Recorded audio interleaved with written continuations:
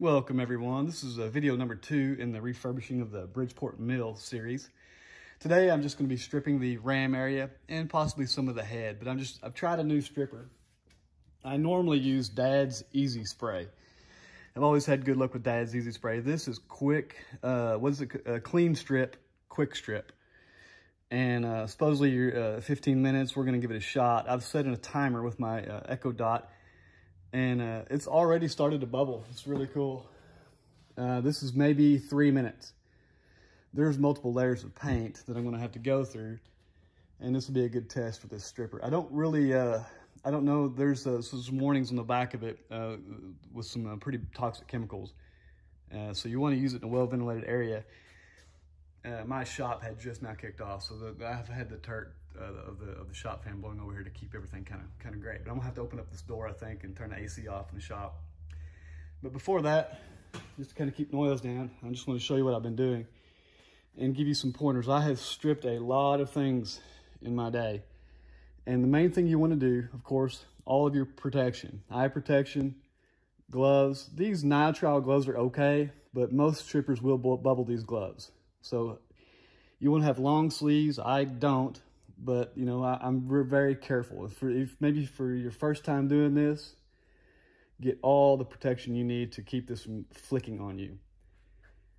You want to work away from you. And in my situation, this Bridgeport logo, you don't want to be painting like this, because as you're painting, the bristles can flick stripper back at you, and trust me, that'll create a hot spot on your skin, and it'll take about 2 seconds to know it. Just kind of work it in. Just get it in there. Get your brush wet with the stripper. Just work it in. Don't go crazy. Work away from you, so if there's anything flicks off of an edge, like in this situation, it'll flick away from you. That's very important. So I've put this, I've done a whole coat on the ram section. Let's come back after 15 minutes and take a look at it. Okay, so it's been roughly 15 minutes. I don't want to let it dry. In the past, I have waited too long, and this kind of just evaporates to nothing, and it makes it even harder to take it off. So being very careful, eye protection, gloves. Let's see what we have here. And multiple layers, you know, be prepared to do multiple applications of the stripper. And wow, look at this. 1, 2, and it's the 3rd layer. So I don't really know how many layers is on here. So when you're taking this off, this is not rocket science. Just try not to get it everywhere, because it'll still be active. And if you get it on your skin while you're doing this, it's gonna hurt.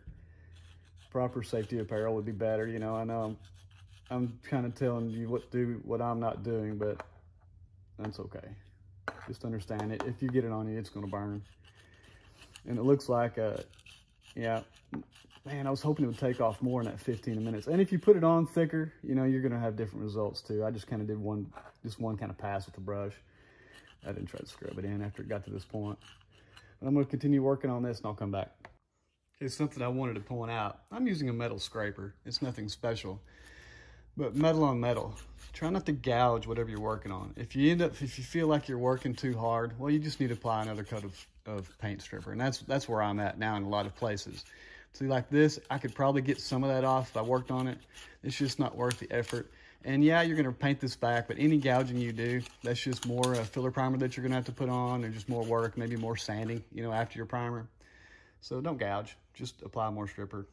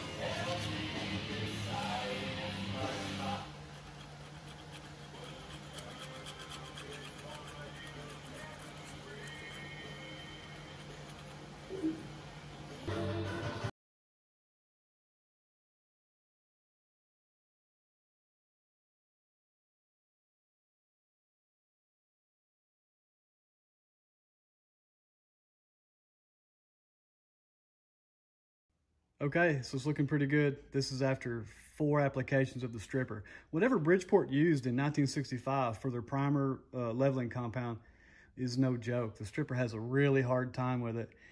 And this is just some of the stuff I collected when I was scraping. Some of it hit the floor and I vacuumed it up, but like 4 different layers of paint and 1 huge layer, real thick layer of primer.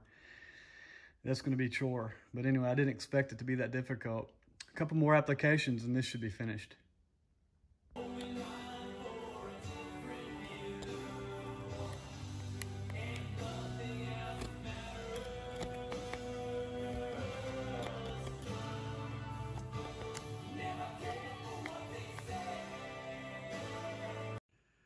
All right, so I've figured out what that dark base primer slash nightmare of the stuff was.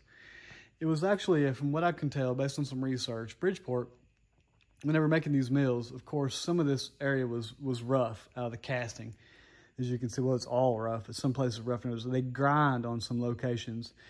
Like, for instance, right here and here, this area was really thick with I actually had white Bondo, what looked to be like a Bondo type substance, and another skim coat of a modern type Bondo on it. I don't know what they used back then, but that's what it looked like. And it was, every time I would put the stripper on there, it wouldn't bubble it. It would just kind of soak into it and make it a little bit slightly softer. It was very, very difficult. So what I ended up doing, I went back to my Porter cable and I used the wire wheel on it and to just finish off.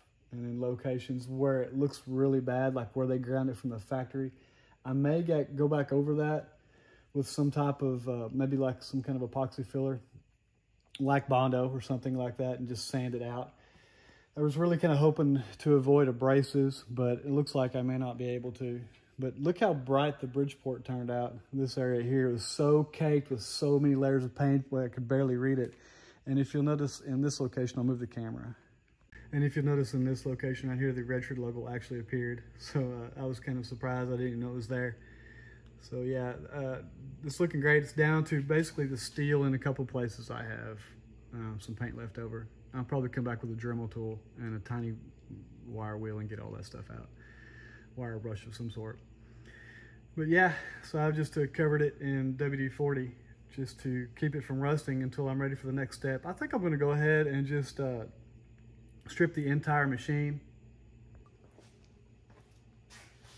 instead of just doing it in sections. I originally thought I would do the ram section, paint it, get it all nice, and then do the head, do the base, knee, whatever.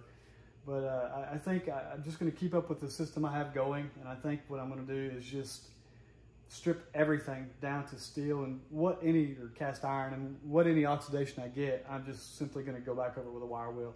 I don't expect to have a lot of oxidation, and just because I'm coating everything with WD-40 is all I had. I usually use ram oil. It does a better job of preventing rust long term. WD-40 really kind of is not for that. But if I had more ram oil, I'm just going to soak everything down. I'll pick up some more and then just keep it all just kind of oiled up. And I may just use whey oil too. You put whey oil on the towel, wipe everything down after I get it down to the cast iron. Not too concerned about that, but what the main thing is just going through the process of getting it down to the cast iron, and that was a ton of work.